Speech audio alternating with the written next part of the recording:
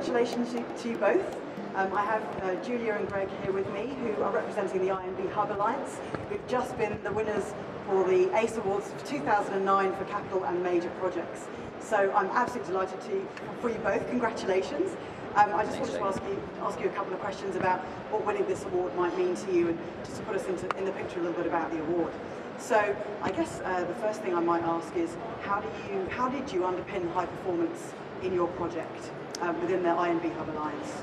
Thanks, Jackie. Look, firstly, thanks very much for the opportunity to be here, and also, we're thrilled to be winning the award. So, with regard to the underpinning the performance, I guess at the outset of the project, we recognised that the team that needed to deliver the project had to be pretty focused on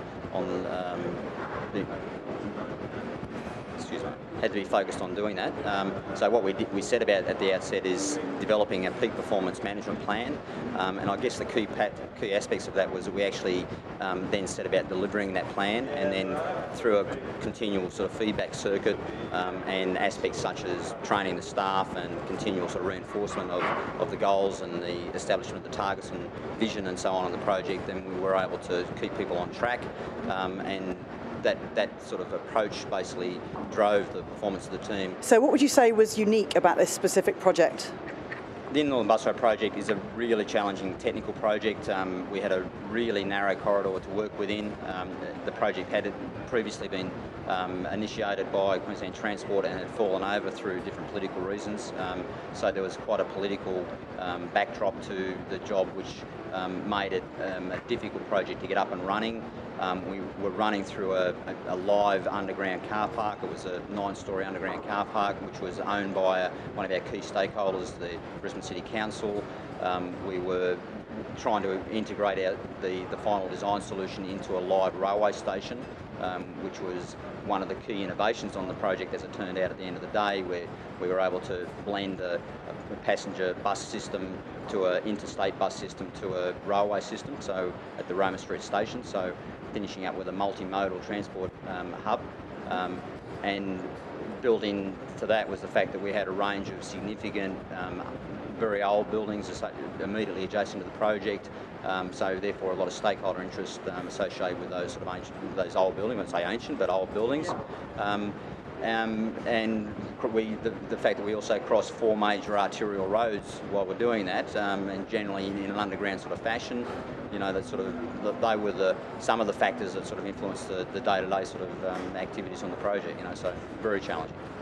So can you comment on what you think the key success factor was in your winning this award tonight? I'd like to think that one of the key success factors was our overall project performance. As we mentioned a little while ago, we're talking about the peak performance culture that we established on the project. The fact that the team were able to work together in a the cliche of the high performance team is something that rolls off the tongue easily, but this team was driven to succeed throughout the entire length of the project, and so because of that commitment, our performance in a whole range of areas, and all of our key result areas being community and stakeholder management, quality, producing a big Q quality rather than a small quality, our performance against time and cost parameters, our performance against safety and environmental parameters was sensational, and generally in the exceptional range. So those are, at the end of the day, it's about the performance on the project, and we finished the project ahead of time, ahead of budget, and certainly kicked major goals in terms of our key result areas. So, from a client's perspective, it was a fantastic outcome.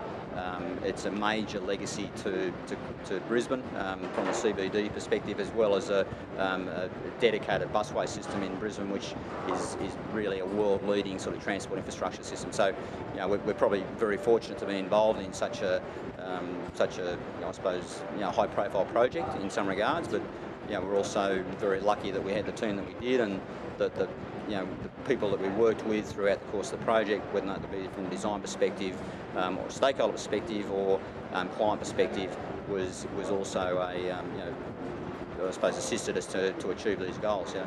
And finally, just a quick comment from you both on what this award actually means to you. I guess it's a culmination of a lot of hard work. We, as Greg's just articulated, we had a very strong team, and it was very much one team, one vision, shared success, and this is shared success for the team. This is, you know, it's the recognition for a lot of hard work. So yeah.